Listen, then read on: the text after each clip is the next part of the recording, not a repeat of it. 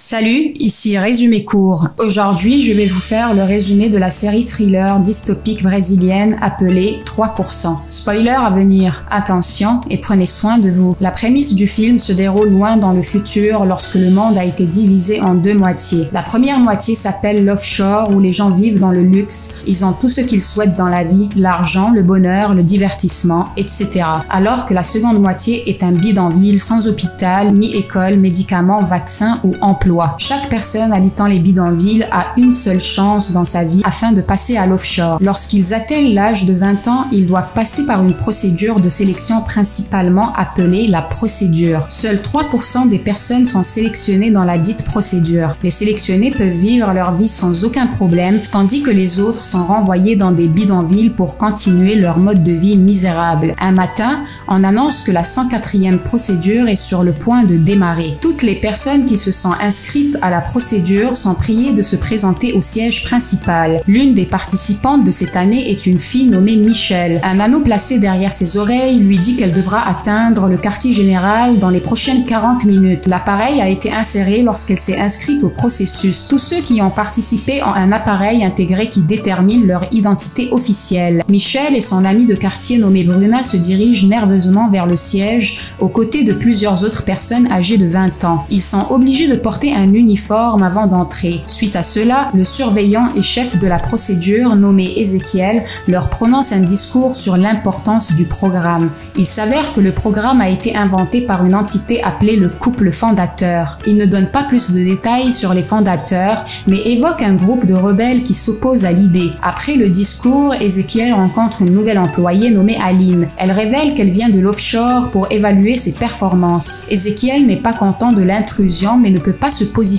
contre les ordres des hauts fonctionnaires. Pendant ce temps, les participants sont envoyés aux salles d'entrevue afin d'être évalués par les agents de l'offshore. C'est leur première tâche et toute personne jugée inapte devra rentrer chez elle avant même le début de la compétition. L'intervieweur de Michelle lui pose plusieurs questions personnelles sur sa vie. Elle révèle que son petit ami est venu en tant que participant l'année dernière et n'est pas rentré à la maison. Elle suppose qu'il a réussi, mais l'intervieweur suggère que ce n'est peut-être pas le cas. Il est peut-être mort dans un événement malheureux qui n'est pas rare pour les participants. Pour tester sa dépendance émotionnelle vis-à-vis de son petit ami, on lui demande de retirer un médaillon qui est très important pour elle. Quand elle le fait sans hésitation, l'intervieweur la sélectionne. En même temps, un gars nommé Marco répond à toutes les questions en toute confiance. Tout le monde au sein de sa famille a passé la sélection, donc il est convaincu qu'il peut aller jusqu'au bout. Son manque de peur lui permet de passer le premier tour. On ne peut pas en dire autant d'un gars nommé Alex. Il parle avec confiance pendant 20 minutes, mais est rejeté parce que ses paroles ne semblaient pas authentiques. Il dit que la concurrence était déloyale avant d'être viré. Ensuite, on nous présente Johanna, une fille qui n'aime pas beaucoup parler. Elle est la plus intelligente du lot et ne passe pas inaperçue par l'intervieweur. Elle est donc également sélectionnée. Enfin, il y a Fernando, un homme handicapé dont les chances de réussite sont moindres à cause de son handicap. Pourtant, sa détermination le pousse à se désinhiber lors de l'entretien. Le groupe ne se connaît pas pour le moment, ignorant que leurs destins sont sur le point de s'entremêler. Ailleurs, dans l'établissement, une employée nommée Agatha a identifié une taupe au sein du programme. Il s'avère qu'un homme a été envoyé par le groupe rebelle The Cause pour obtenir des informations. Il se fait torturer pour révéler qui d'autre est dans le plan. Après avoir été violemment battu, il révèle que le nouveau groupe de participants contient également une taupe. Ézéchiel et Agatha doivent retirer la personne dès que possible pour maintenir la paix durant le reste du programme. Mais ils doivent d'abord découvrir qui est la personne. Dans les bidonvilles, une rencontre a lieu entre les membres de l'organisation rebelle The Cause.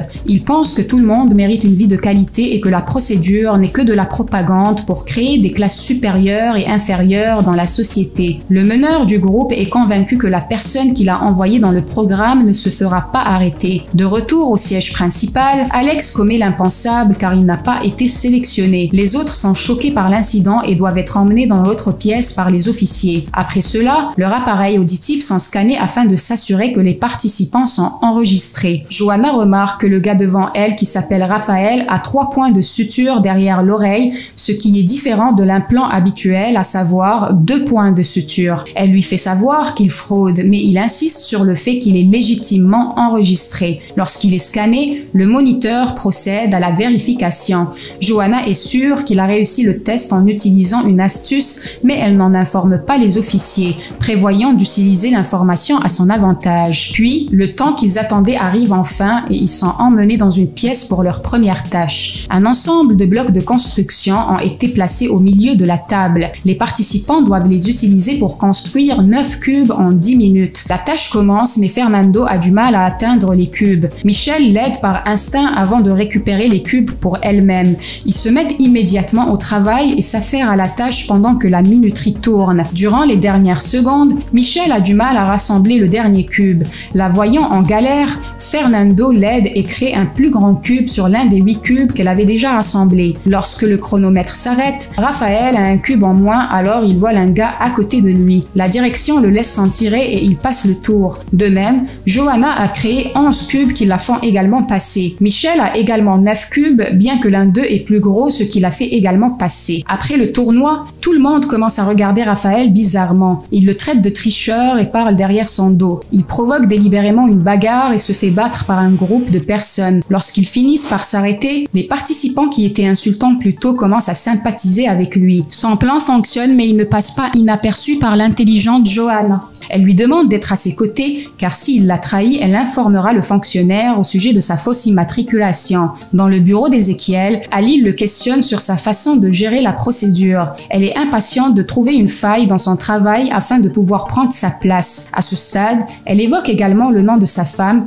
mais avant que nous puissions en savoir plus sur elle, ils sont interrompus. Pendant ce temps, Agatha découvre que c'est soit Michelle, soit Bruna qui est la taupe du groupe rebelle. On les écarte et on leur demande de révéler laquelle appartient au groupe. Les deux ont été voisines toute leur vie et ont toujours été proches l'une de l'autre. Si elles ne disent pas la vérité, Agatha n'aura aucun choix et les tuera toutes les deux. Lorsque cette dernière a le regard ailleurs, Michelle suggère qu'elle l'attaque puisque c'est le seul moyen de survivre. Bruna accepte le plan dans le feu de l'action. Agatha revient, mais Michelle trahit Bruna à la dernière seconde, faisant d'elle la seule attaquante d'Agatha. Dans l'agitation qui suit, elle est abattue et Michelle est libérée. Il est alors révélé que Michelle est en fait la taupe et elle travaille pour le groupe rebelle. Même si elle et Bruna étaient amies depuis l'enfance, elle l'a sacrifiée pour un objectif plus grand. L'histoire de son petit ami a également été inventée pour être sélectionnée. En réalité, elle rejoint l'offshore pour chercher son frère qui a intégré la procédure et n'est jamais revenu. Dans la scène suivante, nous découvrons les antécédents de Fernando. Il a été élevé par son père qui a nourri en lui l'objectif de réussir la procédure. Toute sa vie, tout ce que Hernando a appris, c'est ne pas laisser son handicap être un inconvénient entre lui et l'offshore. Lors d'un contrôle physique, il est emmené chez un médecin qui lui injecte un médicament.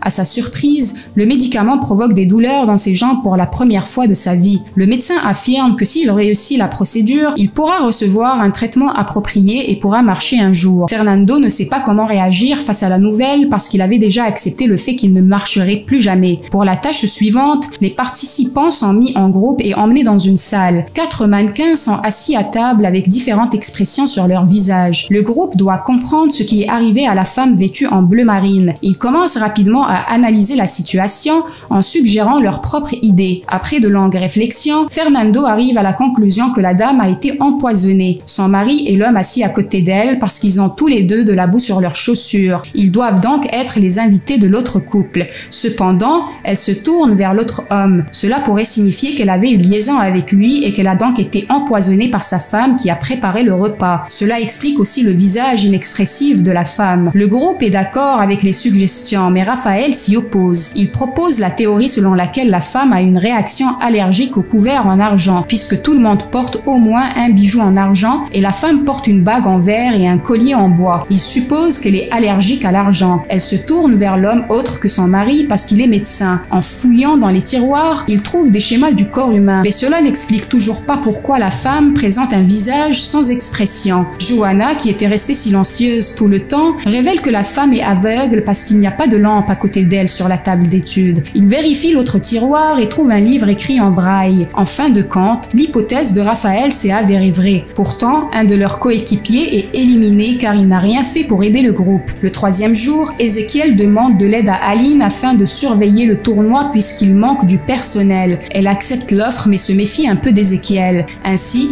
lorsque la compétition commence, elle part à sa recherche et le trouve en dehors du siège. Il porte un vieux vêtement et se rend dans les bidonvilles déguisé en mendiant. Au même moment, les groupes restants sont emmenés chacun dans une pièce. Pour ce tour, on leur donne 6 jetons pour 7 personnes dans la pièce. Le groupe devra décider collectivement qui éliminer en 15 minutes. Enfin, ceux qui sortiront avec un jeton passeront. Raphaël prend un jeton dans sa main, le revendiquant comme le sien. Il est déterminé à réussir, mais quand Marco lui demande avec force de le rendre, il lâche prise. Après avoir réfléchi, le groupe décide de voter. Au départ, tout le monde vote contre Raphaël en raison de sa personnalité manifestement déplaisante. Mais alors, Michel vote contre Johanna. Johanna regarde Raphaël, lui demandant de prendre position en sa faveur. Apeuré qu'elle révèle son secret, il fait ce qu'elle lui dit et vote contre Fernando. Puisqu'il a le moins de chances de gagner, Raphaël veut s'en débarrasser. Cependant, Fernando soutient que le médecin lui a dit qu'il pouvait obtenir un traitement approprié à l'offshore. Cela signifie que son handicap n'est pas un inconvénient. Enfin, le groupe choisit de procéder au hasard et laisser le destin décider des gagnants. À l'extérieur, Aline surveille chaque mouvement d'Ézéchiel. Il s'enfonce dans la ville sous-développée déguisée mais ne semble pas s'arrêter partout. Soudain, il remarque que la caméra devient verte et se rend compte que quelqu'un le regarde. Il s'enfuit et laisse tomber un tas de fruits sur son chemin. Du fait que son visage n'est pas clairement identifiable dans les vidéos, Aline doit réfléchir à une autre façon d'exposer la vérité. En attendant, le groupe s'apprête à tirer un morceau de tissu au hasard et à éliminer celui qui obtient le morceau le plus court. Enfin, c'est Johanna qui l'obtient et elle est éliminée. Alors que les gagnants sortent, le dernier gars se rend compte qu'il n'a pas de jeton. Il s'avère que Johanna l'avait volé pendant que les autres se disputaient. Donc, même si elle a perdu,